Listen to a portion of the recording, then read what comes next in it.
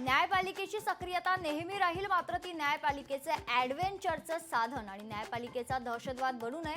सरन्यायाधीश भूषण गवईंचं नागपुरात महत्त्वपूर्ण विधान. राज्यघटनेतून समाजवादी आणि धर्मनिरपेक्ष शब्द काढा. राष्ट्रीय स्वयंसेवक संघाच्या दत्तात्रय होसबळेंची मागणी. तर भाजपा आणि संघाला संविधान नाही, मनुस्मृती हवी. राहुल गांधींचा हल्लाबोल. इराणनं आण्विक तळ पुन्हा विकसित केल्यास पुन्हा बॉम्ब हल्ला करण्याचे आदेश देईन. ट्रम्प यांचा इराणला इशारा. धुळ्यात काँग्रेसला मोठा धक्का बसण्याची शक्यता. माजी आमदार कुणाल पाटील भाजपमध्ये जाण्याच्या तयारीत. मंत्री जयकुमार रावल यांची भेट घेतल्यानंतर चर्चांना जोर.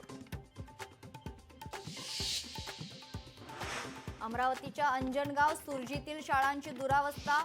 मुरा बुद्रुक जिल्हा परिषद शाळेच्या छताला गळती. 2 वर्षांपासून झालेल्या बांधकामाच्या गुणवत्तेवर प्रश्नचिन्ह.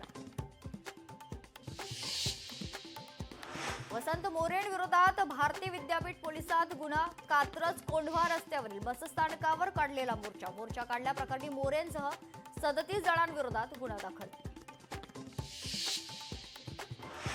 शक्तीपीठ महामार्गाला कोल्हापूरमधील शेतकऱ्यांचं समर्थन. समर्थनातील शेतकऱ्यांची मुख्यमंत्र्यांसोबत बैठक घडवून आणणार. आमदार गोपीचंद पडळकर यांची माहिती. पंढरपुरात व्हीआयपी दर्शनचा सुळसुळाट. व्हीआयपी दर्शनासाठी आमदार संतोष बांगर यांचा दबाव.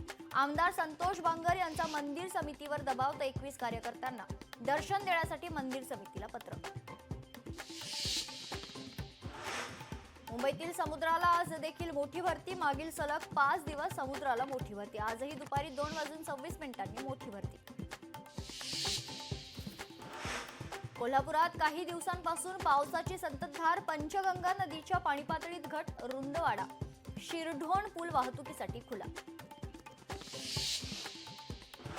विदर्भातील पावसाचा फटका मराठवाड्याला. पैनगंगा नदीच्या पुराचं पाणी शेतात. हजारो हेक्टरवरील पिकं पाण्याखाली.